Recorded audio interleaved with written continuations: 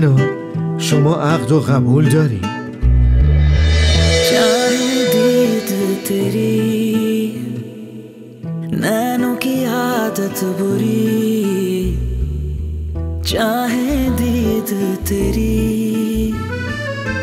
नैनों की आदत बुरी तुम थे वो अजनबी थे सामने लापता अखियों ने खींची कोई और तस्वीर तेरी रांझिया भूलता है और कोई हीर तेरी अखियों ने खींची कोई और तस्वीर तेरी रांझिया भूलता है और कोई हीर तेरी दर्द की झील का पानी वो क्या पी लिया जब से तेरा नहीं दिल ना किसी का रहा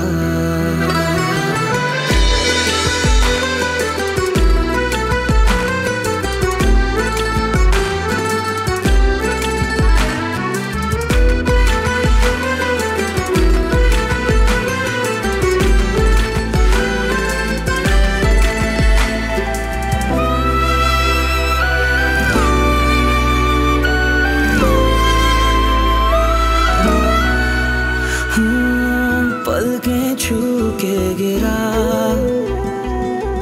बिछड़ा यूं आंसू मेरा पलकें छू के गिरा बिछड़ा यूं आंसू मेरा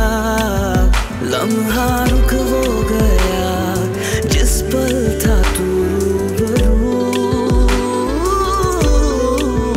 धोखा दिल को हुआ लगता था तू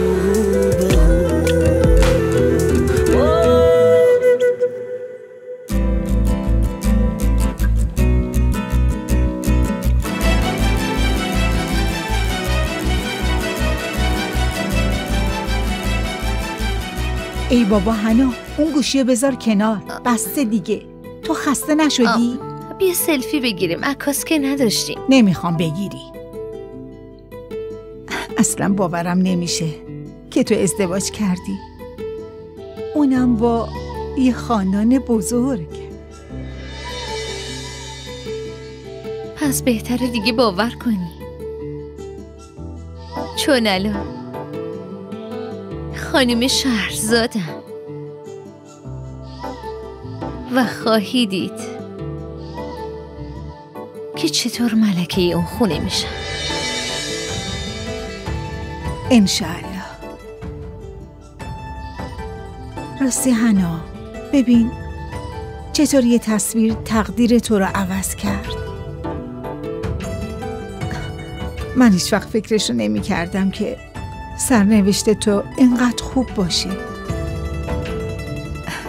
خیلی خوششانسی دخترم امیدوارم همیشه خوشبخت باشی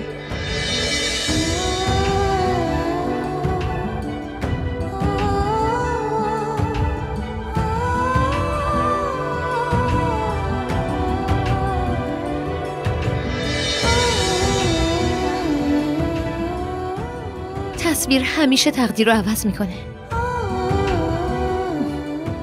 همونطور که برای من عوض شد